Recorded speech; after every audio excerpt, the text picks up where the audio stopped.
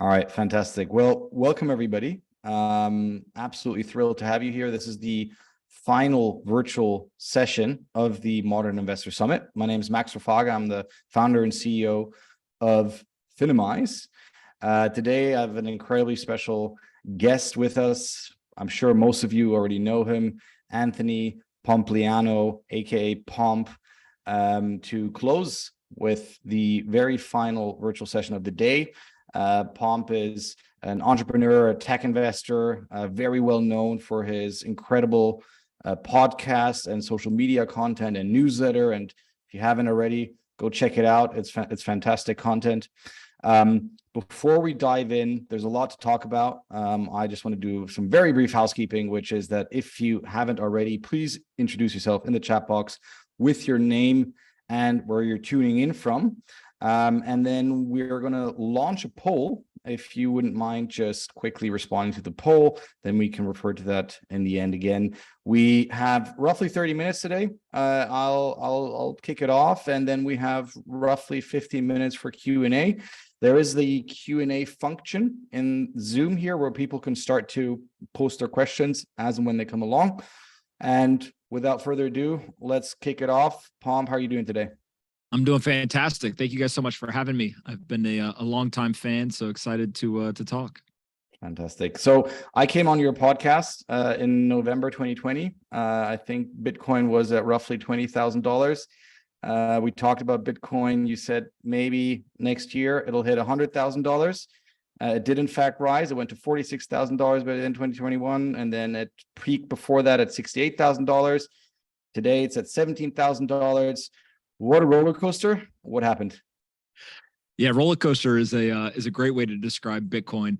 When it comes to price predictions, it's always funny to me that sometimes you get the direction right, and you may even get most of the magnitude, but you forget that like the game isn't over. It's not a finish line, right? And so when sitting at $10,000 or $20,000, you're like, it's going to go up a lot, and you try to guess what that is.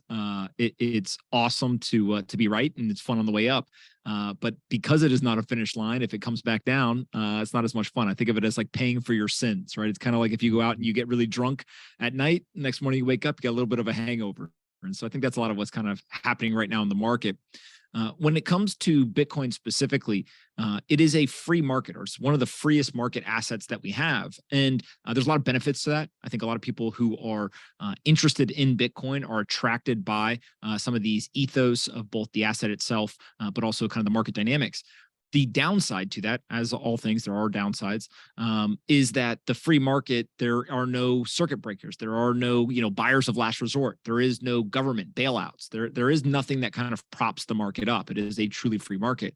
And so what that does is it leaves Bitcoin susceptible, both in the positive and negative case, to the macro environment. And really, if you think of 2020, we were doing about the most insane quantitative easing, all of the loose monetary policy, a lot of fiscal policy that was being injected into the economy as well.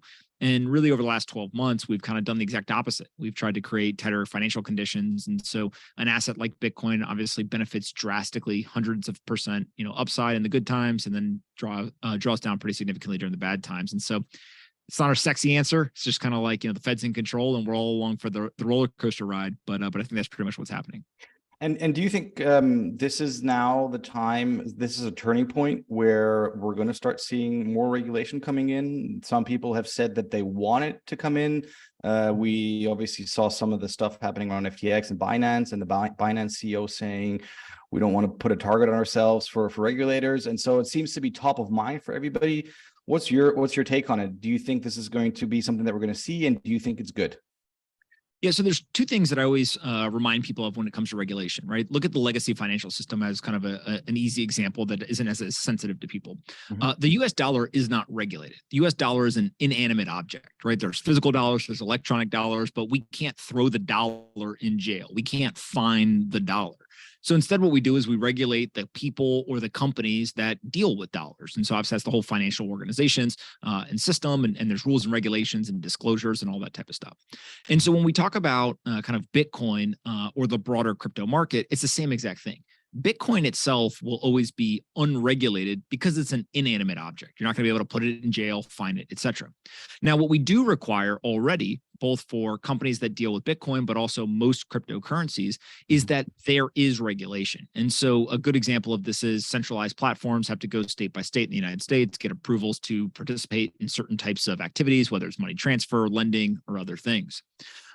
What I think most people, when they talk about regulation, though, is not what I would, what I just described, which is like very basic stuff.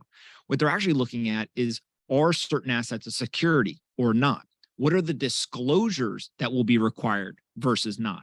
And that's really where there's a lot of questions. And so I do think that we will get a much cleaner picture of what exactly ends up being a security and what is going to continue to remain as a commodity or a currency. But on top of that, I think that an easy quote unquote win for the regulators is just going to be, we need more disclosures. And so those disclosures, would they have stopped things like Three Arrows Capital or FTX? That's debatable. There's a lot of questions there. But whether it would have actually solved the problem or not, I do think that you're going to see regulators say, no, we need these disclosure rules. And we're going to at least use that as the first place to attack in order to kind of have a response to some of the chaos that we've seen over the last 6 to 8 months. And do you think that personally, do you think that's a good development? I think that there's pros and cons to it, right? If you look at like KYC AML as, again, kind of a comparison, have there been certain crimes or bad activities or nefarious actors, malicious actors that have been stopped or deterred by KYC AML? Absolutely. Has it stopped everyone? No. And then on top of that, are there downsides to basically creating this like surveillance apparatus where everyone is required at all times to be uploading personally identifiable information, their financial records, like all of that type of stuff? Absolutely. There's hacks, there's data dumps, all that type of stuff. And so whenever we have these conversations, people love to paint certain topics in black and white, good or bad. Should we do it? Should we not? And the truth is that reality is much grayer. It's kind of more in the middle. And so when it comes to something like disclosures, the more that you operate a centralized entity, the more that I think the disclosures are important for the individual investors. But what's unique about this industry is that actually, if you look at something like Bitcoin, a decentralized cryptocurrency that has a blockchain, well, a blockchain is a transparent ledger. And so in some way, Bitcoin is doing a minute by minute disclosure. It's telling you exactly how much is being created, where they are, who actually owns those based on the wallet addresses, what is any changes to that monetary policy. Like all these quote unquote disclosures are happening in real time in an automated fashion on the blockchain. And so really what we're talking about is a separation between decentralized entities versus centralized entities. And regulators, I think rightfully so, are saying to themselves, well, these centralized things, they look and feel a lot more like companies that we would regulate in the traditional financial system. Why don't we just take a lot of those rules and apply them here? Because you're still dealing with people's money, you're still dealing with finance, you're still dealing with assets. And so I think that's probably what's going to happen. And given the roller coaster that we just described, and my understanding is that you also had a fairly chunky piece of your net worth in crypto, has your view on Bitcoin and more broadly on crypto in any way changed? Or are you saying, you know what, this is part of the cycle, this is yet another crypto winter, we are going to get through it, I am holding the course? Yeah, it did change. I have deeper conviction today than I did previously.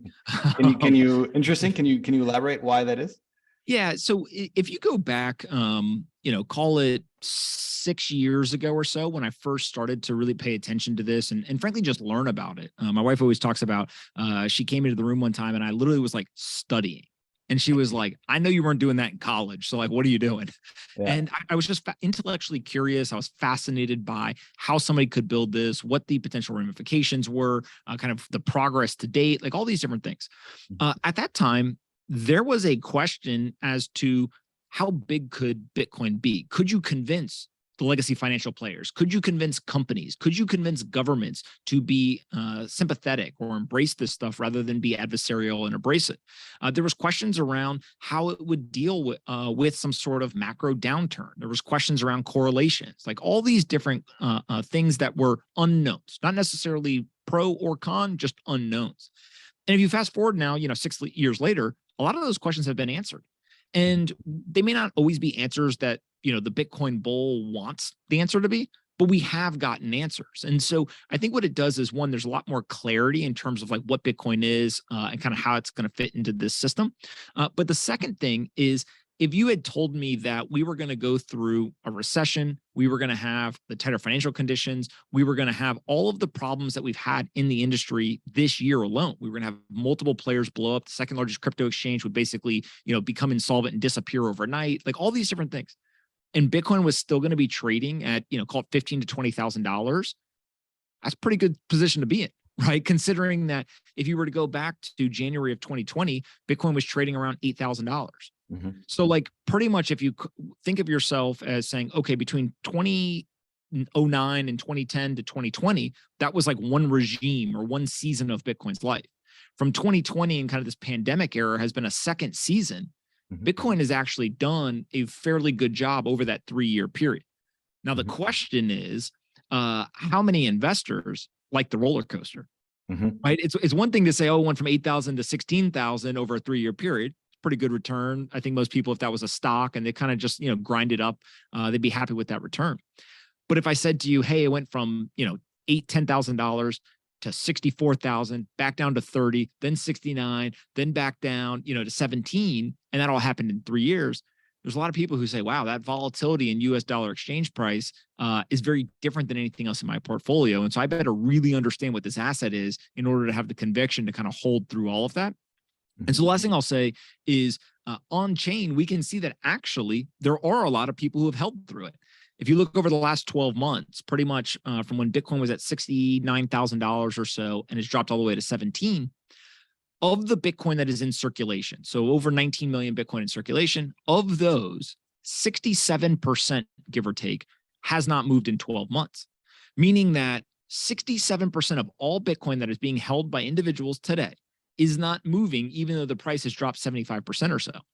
And so some of that is lost, some of that's been destroyed, but maybe that's 5%, maybe 10%, whatever the number is.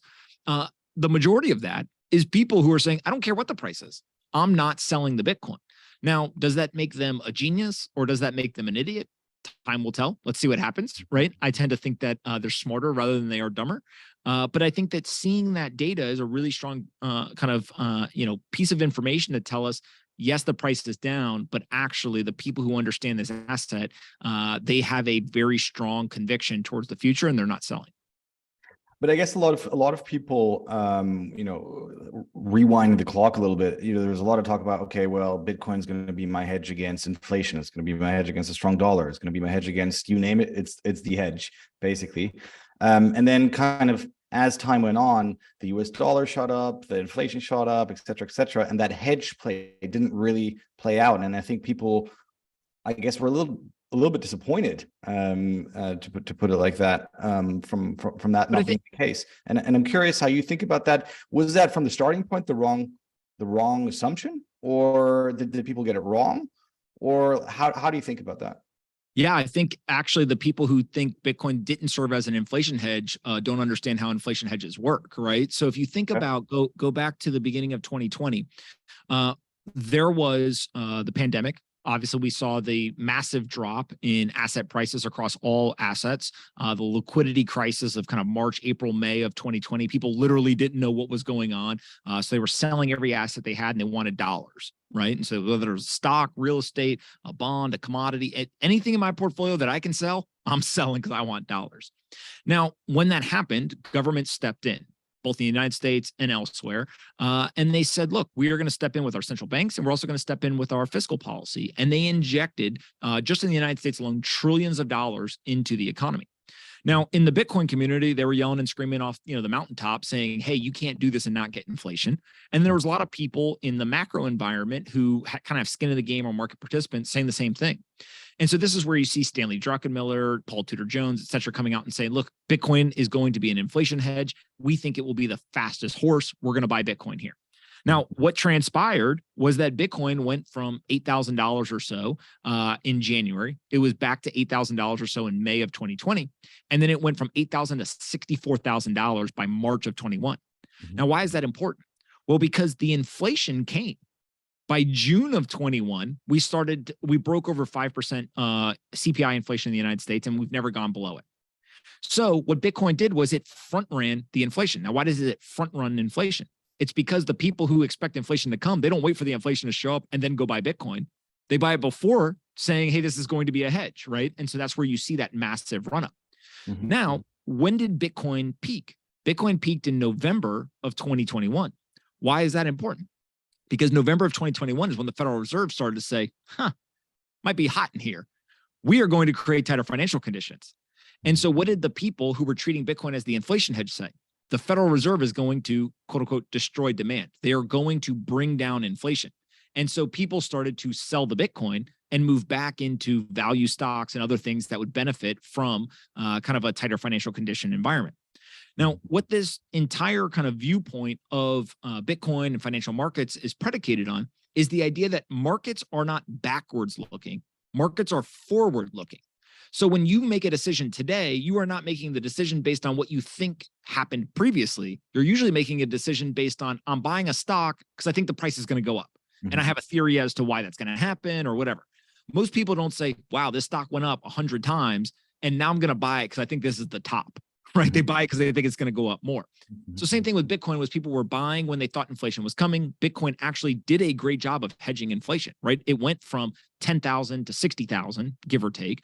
And inflation on the official measurement kind of went to 10%, kind of 8-9%, depending on what days you look at. Now, what we saw was when Bitcoin's prices dropped, it's basically the market saying, we believe the Federal Reserve is going to be successful in bringing inflation down. And because of that tighter financial condition, these inflation hedge assets are not going to be nearly as valuable. Now, what you've seen, which is very interesting, is also housing prices are down. Other types of inflation hedge assets have also come down to some degree, some of them more pronounced than others, but they've come down. What I think ends up being a really important part of this, though, is that the majority of Bitcoin holders don't actually respond to inflation hedge, not inflation hedge, macro environment or not. It goes back to that 67%. The people who were doing that, frankly, are the quote unquote smart money, the hedge funds, the Wall Street investors, people who are willing to change their portfolio allocations and kind of be more tactical based on what they think the macro environment is.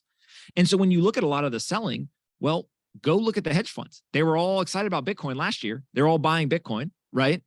Now they're not so excited about it. They've been dumping Bitcoin. And so the ground has shifted underneath the Bitcoin investors because you had just retail investors up until about 2020. Then in 2020, you started to get public companies buying Bitcoin. You started to get hedge funds publicly stating that they were buying Bitcoin. And that really changed the type of holders. And so what we've seen in this drawdown from November of 2021 until now is that there had been a lot of distribution. We now see the quote unquote whales, people who have been holding Bitcoin for a long time that have a lot of Bitcoin, they're buying up a lot of that Bitcoin again. They realize the prices come down, they have strong conviction. And actually what's happening is Wall Street and other people who are more tourists or were simply doing tactical portfolio allocation because of the macro environment, they're selling their Bitcoin to the Bitcoiners. And so this is a theme that I think we're going to see over the coming decade or so, is that you're going to see the people come into Bitcoin from the legacy financial system when they believe that there is some sort of macro environment that will serve as a tailwind. And then they will sell Bitcoin back to the Bitcoiners when they believe that the macro environment is going to turn against them. But over a long period of time, the Federal Reserve in the United States and other countries around the world, their central banks are going to have to continue to devalue their currencies and create loose monetary policy over the long run. And so I think that just serves as this great kind of tailwind for Bitcoin and ultimately will drive large hedge funds, large public companies, et cetera, to all own Bitcoin for the long term. And so we talked about that this is not the first crypto winter. There's been a few before already, but it does feel like this one is a bit more severe because of the likes of FTX and a whole other range of major players who've either collapsed or there's been fraud or there's been a lot of scam artists who basically came in during this sort of bull cycle. And so it does feel, or it wouldn't be surprising, I guess, if one were to say this one is going to be a bit different. This one is going to take longer to recover trust, to recover credibility, etc. Is that how you think about it as well? And if so, do you have an idea? Obviously, we don't have a glass ball to predict the future, but do you have a rough idea how long this one's going to take to recover? No kind of crystal ball, if you will. I don't know if it's different. I think that it is just fresher in our mind. And so if you go back to 2017, 2018, in the 2017 bull run, people got cocky, right? They got, they were drinking from the punch bowl. They were drunk. They were excited. It wasn't a lot of the stuff that happened in this last bull market. It wasn't NFTs and that type of stuff. It was ICOs. And then what we saw in 2018 is when the price crashed, basically the kind of tide went out. We saw who didn't have pants on, right? To reference kind of the Warren Buffett and Charlie Munger. And what you saw was that like there was a lot of fraud. There was a lot of bullshit that was going on with the ICOs. Now, when we came back into this last bull market, all of that had pretty much been washed away or wiped out. And we then had like a new thing, and it was DeFi yield farming. It was NFTs. It was like all of these new things that people were excited about. And now what we're seeing is a lot of washout from that stuff. And so I think that the cycles will continue because it's just new technology. We see this, AI is going through it right now, where like everyone's really excited about AI. They weren't so excited about it last year or 2 years ago. My guess is in 2 years, we'll kind of find a new plateau. So there'll still be a lot of interest in it, but it won't be as hyped as it is right now in this moment. And that's a normal cycle for new technology. But what I think is interesting is that Bitcoin specifically, so forget the rest of the crypto industry for a second, Bitcoin has the halving cycle. So every 4 years, the kind of incoming daily supply of Bitcoin is cut in half. And I know there's a lot of people who believe that that doesn't have an impact on price. I am of the mindset that you cannot have an asset that has a supply shock to it. And if demand just stays constant, doesn't even have to go up, the price will change. Right? Like that is just normal supply demand economics. So unless you are saying that supply demand economics do not hold true anymore, the change to the supply should go ahead and have an impact. Now, the critics, to be fair to them, they would argue that that theory is inaccurate because everyone knows the halving is coming.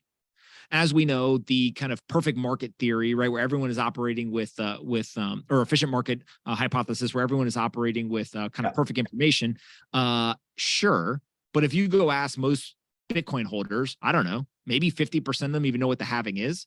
If you were to poll them and say, how many of you know when it is coming? They don't know, right? There's plenty of people who bought Bitcoin who literally don't pay attention, right? And they are still Bitcoiners. They're still holding the asset, but they're not actually paying attention day to day like a psychopath on Twitter, doom scrolling, looking at all the memes, right?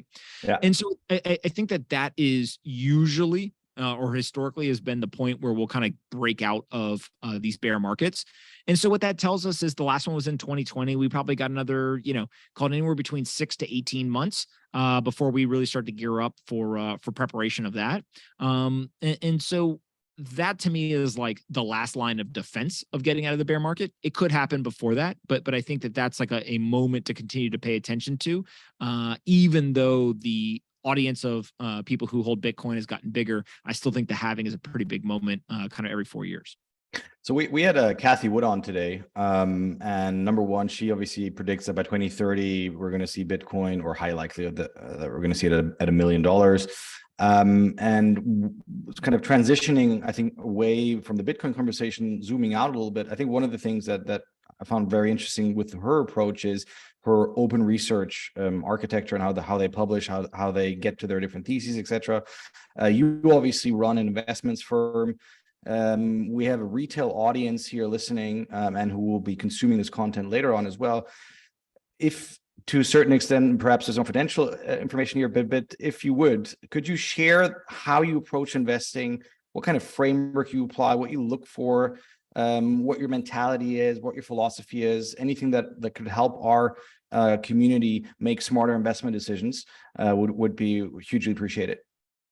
Yeah. So let me comment real quick on Kathy. I agree with Kathy that at some point Bitcoin will hit $1 million. I don't know about 2030. Is it 2050? Is it 2024? Who knows on the timeline. So I'll let her have more courage than me to put a timeline on it.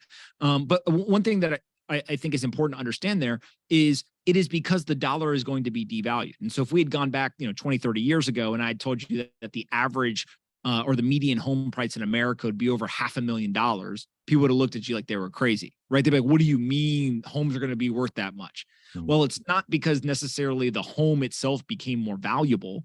It's because the dollar got devalued. And so it takes more dollars to buy the same amount of value of the home, right? And so I think that just that alone, because Bitcoin is a finite asset, if you continue to devalue the dollar itself or another foreign currency, you are going to see $1 million price point. Timeline again, TBD. In terms of how I invest, so last year I returned all outside capital that was still uninvested.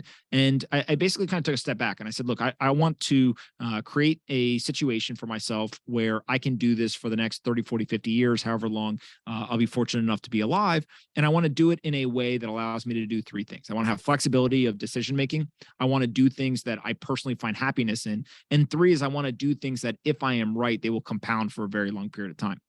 And so we set up my family office, and the way that we did that is we basically have two different sides of the house. One is operating businesses. The other is the investing side. The operating businesses are pretty straightforward. We build businesses. We are the majority owner of those businesses. They drive cash flow. That cash flow then is used to invest and do various things. On the investing side, I take a very barbell approach to investing. I basically look at cash and Bitcoin as the highly conservative things in the portfolio. And then on the other side of the high risk things, I do pretty much everything else in private early stage companies. So I own no public stocks outside of, I got some advisory shares in a business. And then I've got like GBTC in a retirement account. So like not actively investing in it, not really spending any time at all on the public market. We have a little bit of real estate, but the real estate is things from years ago. It's not something we actively work on. We don't buy, trade, think about commodities in the traditional sense. We're not, exposed to oil or things like that. It is basically cash and Bitcoin as the most conservative assets. And then it is early stage startups as the riskiest thing. And the reason why we do that is one, we're de-risked because we have operating companies that have cash flow. So there's a component to it that gives us the ability to take some risk on the investing side. But the second is I'm relatively young. And so what I'm looking for is asymmetry. Right. I don't want to switch to a mentality of capital preservation. At some point in my life, I will. But right now, I am still very much in a compounding capital mindset. And so the way to do that in my mind is to continue to look and seek out that asymmetry.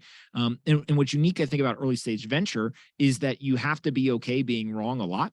You end up actually being wrong more than you're right. But the times that you're right end up having so much asymmetry to them that it ends up kind of paying for the whole portfolio, as many people know. And that power law is something that I'm very attracted to. It's something that I'm very comfortable with. And so it's kind of been a key component of the investing strategy as we've deployed capital over the years. And so do you only invest in Bitcoin, or do you also invest in other cryptocurrencies? We have like legacy stuff that, I actually started out mining Ether from years ago, and like we've probably got some of that hanging around, but we're not allocating dollars to anything, right? We've only been buying Bitcoin. We've been doing that for a long time. And how do you buy Bitcoin? Is it like dollar cost averaging, or how do you buy it? All dollar cost averaging. I used to joke with my friends. I say, look, I dollar cost average. I'm not smart enough or disciplined enough to like go set up recurring buys. So it's more so just, I get financial reports and things like that. And when we've got cash laying around, and I kind of just intuitively know, okay, let's buy more. When I see the price go down, more than usual, we'll kind of speed it up or kind of make bigger purchases. But really it's just a dollar cost averaging over a long period of time. And I've bought Bitcoin at low prices. I've bought Bitcoin, damn near the top multiple times. And I'm buying Bitcoin, this year as well, as we're in another bear market. And so it's less about like, what is the price of Bitcoin? And I think of the portfolio there really denominated in Bitcoin, right? Hey, how do we get half a Bitcoin? How do we get one Bitcoin? How do we get two Bitcoin? How do we get three Bitcoin, right? And just continue thinking of it that way, more so than like, what is the dollar value of the Bitcoin that we're buying or the Bitcoin that we have? Got it. Cool. So I think we're about to open up for Q&A. Just a reminder to everybody, if you have a question, throw it into the Q&A box. One final question from my side before we open it up. There's a lot of debate more broadly right now on the macro environment. Some people are saying, I think recently the chief economist of Goldman Sachs said they predict the US is not going to hit a recession. There's other people who are saying it will, and then there's the debate: soft landing, hard landing, etc. Do you have a view on that, or is that totally whatever, and you just keep focusing on your strategy? I don't believe that human-led monetary policy is very effective. And, obviously on the way up, we saw the perils of that. For those that don't know what that means, basically the Federal Reserve and fiscal policy and politicians were injecting trillions of dollars into the economy, and they overshot. Right. Once we kind of broke 5% inflation, they still were buying assets in the market. They still had interest rates at 0%. It's a complex job. I would never want to be the Federal Reserve chairman. Right. So I'm always like very careful to say like it's easy to critique from the cheap seats. Yeah. But at the same time, like they overshot. It was probably a mistake. I think they've recognized that and said, hey, if we could go back and do it again. Yeah, we wouldn't have done it. And some of it was definitely they thought inflation would be transitory. Some of it was the complexity of the supply chain disruptions. Some of it, frankly, was like it's easier to do nothing once you get started. Things in motion stay in motion. And so now what I think we run a risk of is like we've been real good at destroying investment demand. Right. And so if you put yourself in the seat of Federal Reserve chairman at the moment, okay, we've seen asset prices collapse, right? We see stock market indexes down 20+%. We see Bitcoin down. We have individual stocks, specifically in the tech growth sector, that are down 90%. Like we have done a fantastic job of destroying investment demand.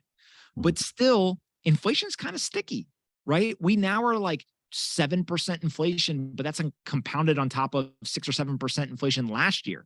So we're up like call it between 15 and 20% over a 2-year period, depending on which metric you're looking at. Then on top of that, the consumer still has like a pretty decent amount of savings.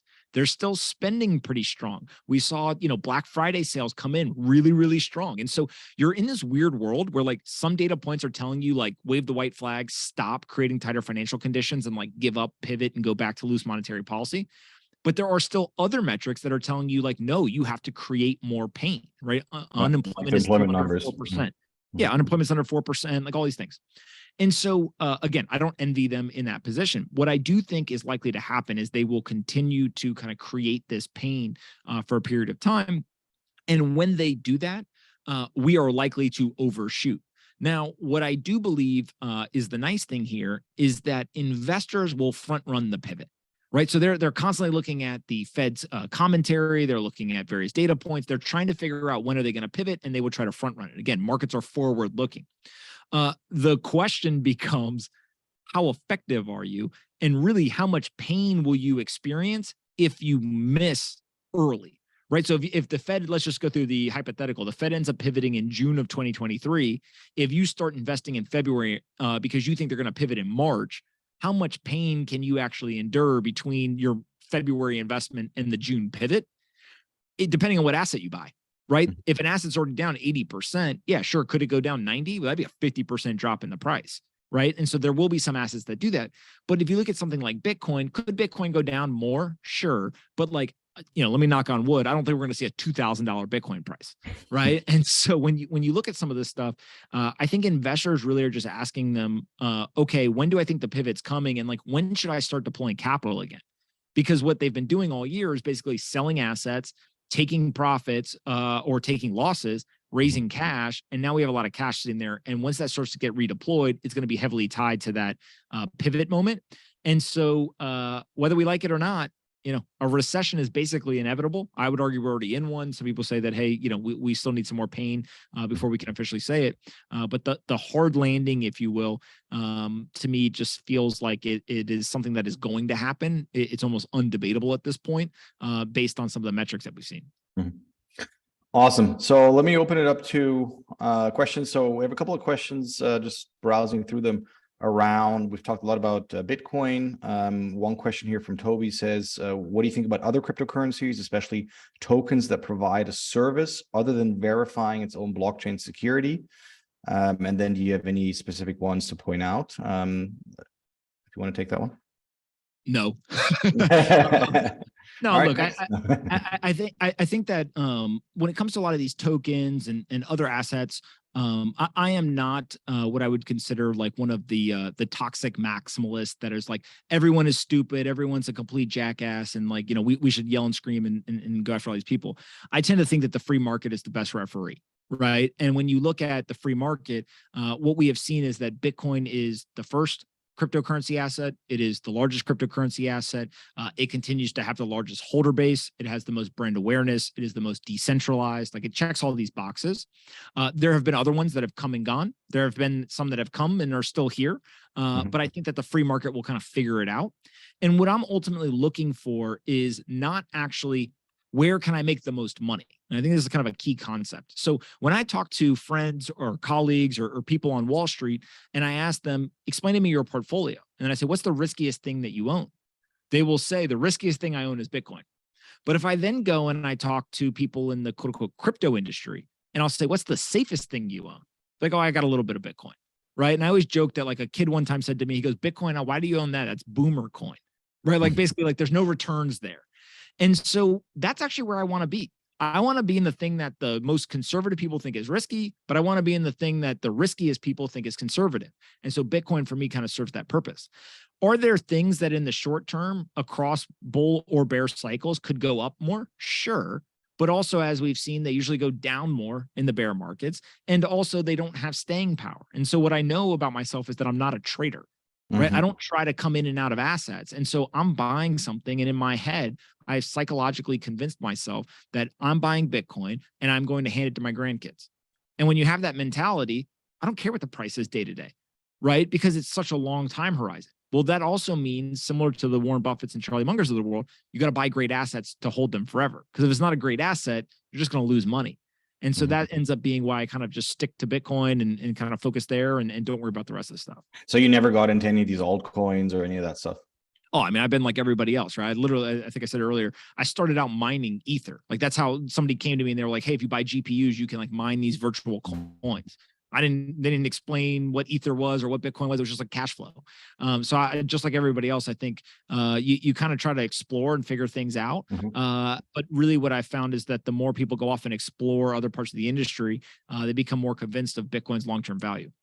We have a couple of questions here around one from Hussam asking around governments and central banks. So he's asking, if the major governments use blockchain technology to create their own coins as a form of currency, what does this mean for the major crypto coins like Bitcoin and Ethereum? And then just to combine that with a question from Kelvin saying, given that global governments and central banks are embracing blockchain technology in a more controlled manner, such as the implementation of CBDC, will there be a possibility that there will be a forced shift towards public blockchain initiated by governments or an outright ban on the trading of tokens? Yeah. The short answer is I don't know. Right. I don't know kind of what the governments are going to do. I think that based on the information we have today, based on their commentary and some of the actions that they've done, I would say that there are three likely paths that they'll choose to go down.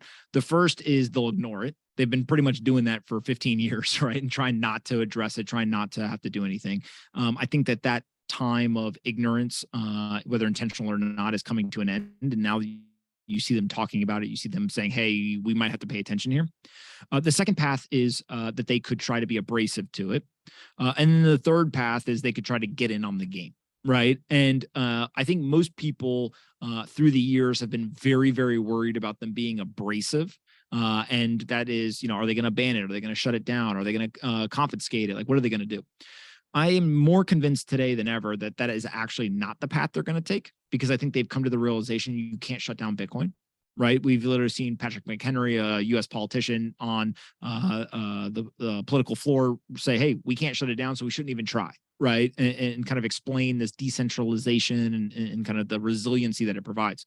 And so what I think we're going to see is we're going to see an embracing of it. Now, embracing sounds positive. It's not always positive, right? Because I think embracing will really cut across a couple of topics. The first is they will launch CBDCs. I am very, very... For everybody who doesn't know what that is, can you just explain that acronym? CBDC is a central bank digital currency. So Bitcoin was created by a pseudonymous person, Satoshi Nakamoto, and released to the world.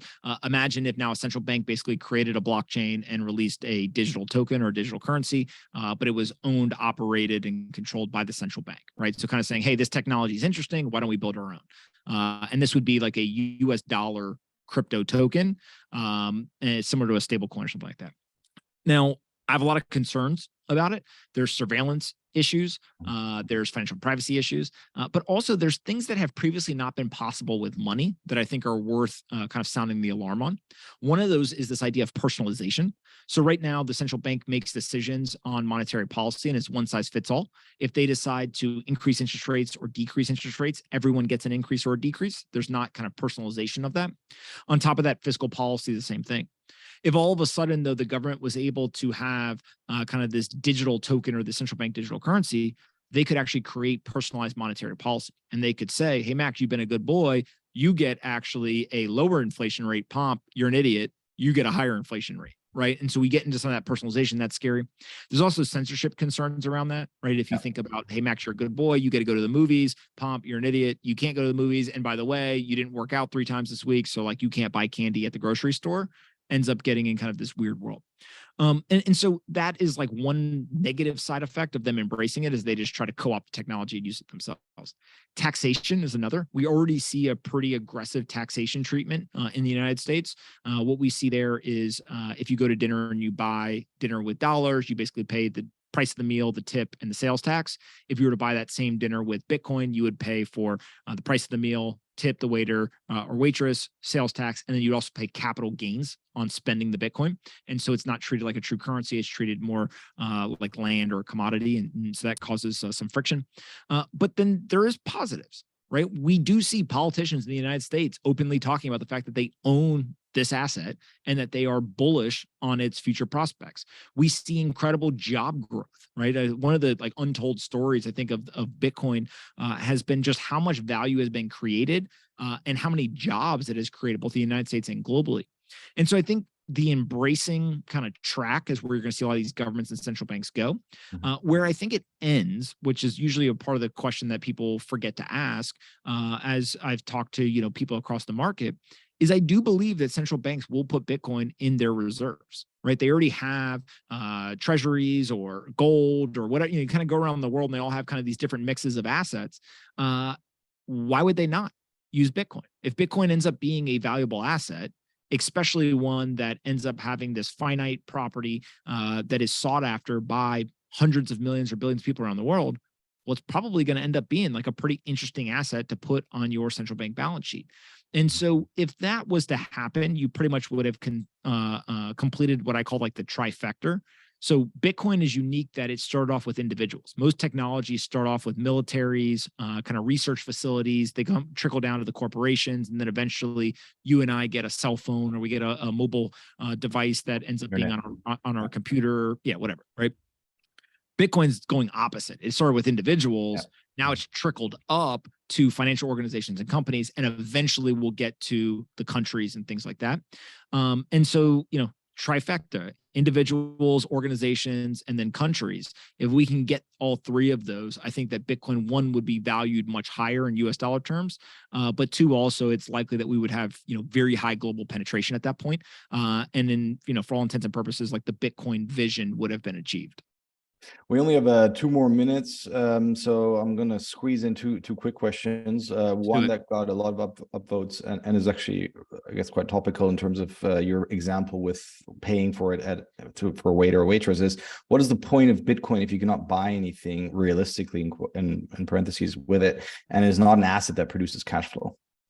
Yeah, there's a lot of assets that are valuable that don't produce cash flow, right? So I think, you may not like that. You may be somebody who seeks cash flow, and so it's not for you. But I think that it's not necessarily a disqualifier that if an asset doesn't have cash flow, then it's not valuable.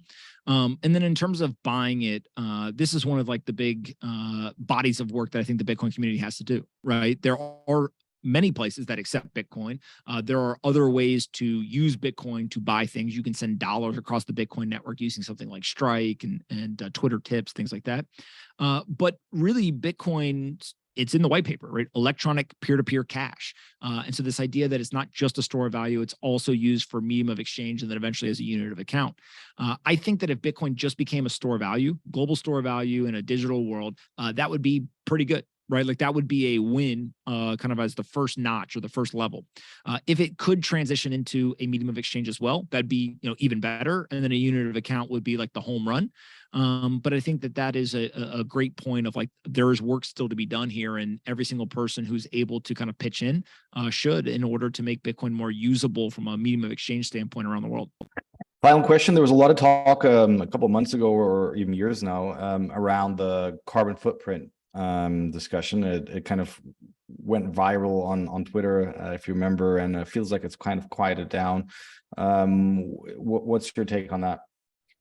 Yeah, Bitcoin should be held on a pedestal as the example for every other industry. The United States economy, the average percentage usage of renewables across the economy is less than 20%, about 18% or so. The Bitcoin mining industry has about 60% use of renewables. So it's not 100, it's only 60%, but it's 3 times higher than the average American industry. And so if we could convince the rest of the American industries to get to the same level penetration of renewables as Bitcoin, get to 60%, we would see a tripling of renewable usage, which would meet all of these kind of ESG goals. Now, ESG in general, I got my own problems with it. I think it's a little bit more of a marketing exercise than it is actually people trying to make a difference. But I think that's really the big thing, is when you dig into the data, the public narrative has been incredibly effective at being anti-Bitcoin when it comes to this kind of framework of evaluation. But the data suggests there's a different story there. And so I always just recommend to people, like, don't listen to me, like literally just go do the research, right? Go and see how much of the renewable usage there is. Go look at some of the reports. And I think that you'll probably change your mind if you're going into it thinking Bitcoin is bad for ESG stuff. Awesome. I think that's a great note to end on. So first of all, thanks so much for joining us, Pomp, and taking the time to speak to us and share some of your views and convictions, and also questions around all of this. And thanks everybody who joined us. This is the very final virtual session. There's been over 15,000 people who've dialed in over the last 2 days to the Modern Investor Summit. There's the finale tonight at 5 p.m. GMT in London in person. Hope to see everybody there. And we're super excited about all the learnings that came out of this. We came into this saying there's more uncertainty today in this market than what likely most of us have experienced ever before. And so speaking to experts, hearing their thoughts, hearing their ideas is only a positive to help us make more informed decisions. So thanks everybody for joining. It's been fantastic, and have a fantastic rest of your year. And thanks, Pomp. Absolutely. Thank you guys so much for having me. Bye-bye.